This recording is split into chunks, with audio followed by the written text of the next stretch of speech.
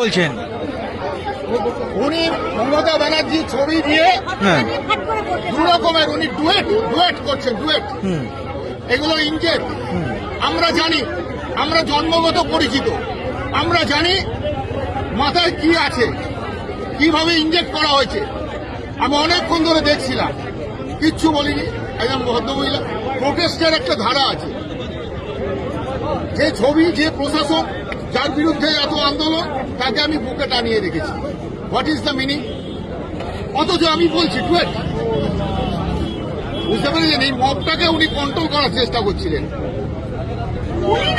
আরো দু একজন আছে, মিশে আছে, আরো মিশে আছে। আপনি কি এখানে থাকেন? আপনি কি এখানে থাকেন? হ্যাঁ, এখানে থাকি আমি। আমাকে আমার পরিবার সবাই ছেড়ে আমার নির্দিষ্ট পরিচয় আছে। আমি একজন সঙ্গীত শিল্পী, আমার নির্দিষ্ট পরিচয়। শুধু তাই না, আমার ছেলে এখন এই মুহূর্তে নাম করা একজন সঙ্গীত শিল্পী। এবং আপনি আরেকটা কথা বলছিলেন যে চলাফেরা করতে এখানে একটু সমস্যা।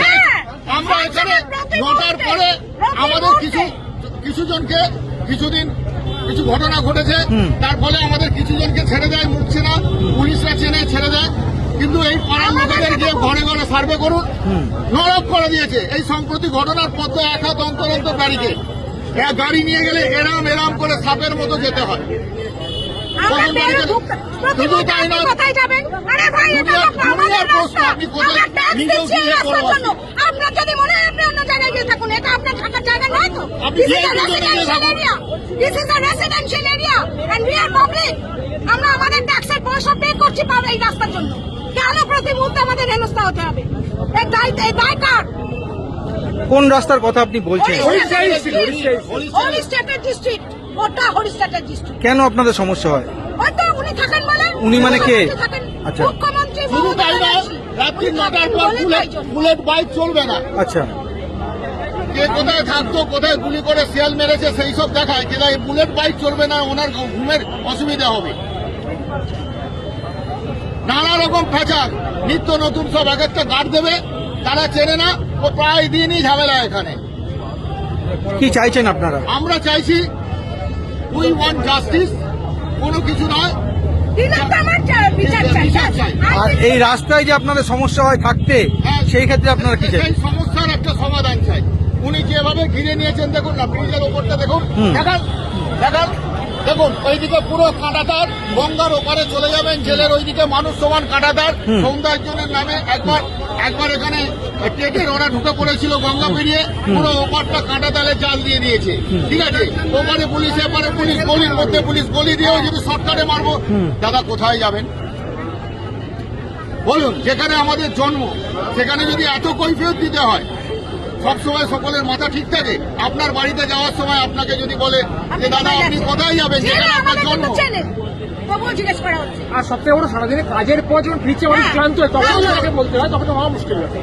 এই ব্যাপারগুলো বুঝুন। মানে এই সমস্যাটা আপনার একার না, এই আপনারা যাবেন, সার্ভে করবেন, দেখবেন সকলে ঘরে ঘরে বিরক্ত, ঘরে ঘরে বিরক্ত। আমরা কি মানুষরা? যখন তখন রাস্তা বন্ধ, মিটিং হচ্ছে, যখন তখন মেন রাস্তা বন্ধ, যখন খুশি ওখানে একটা ওলা ওবের স্বাচ্ছন্দ্যে ঢুকতে পারে না, চায় না। আমাদের পেশেন্ট নিয়ে কোথাও যেতে হলে আমার মা নিজে যায়, তারা ওবের আসতে চায় না, এখানে নিতে চায় না। এই হরিচাঁদ মানে ওলা উবের আসতে চায় না, নিতে চায় না এখানে। আর জোম্যাটো সুইগি খাবার দাবার ওরা প্রাণের ভয় আসে ওই জন্য, কারণ আমরা নালে ঘুরে ঢোকে, কিন্তু ঢুকতে দেবে না এরা।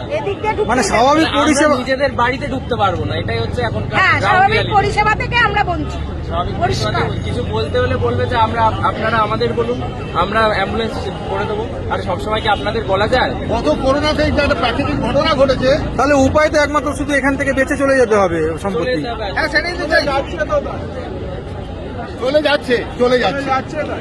চলে যাচ্ছে ঘরে ঘরে। দেখুন তো বনেদি লোকের আর কটা আছে, বুঝলেন?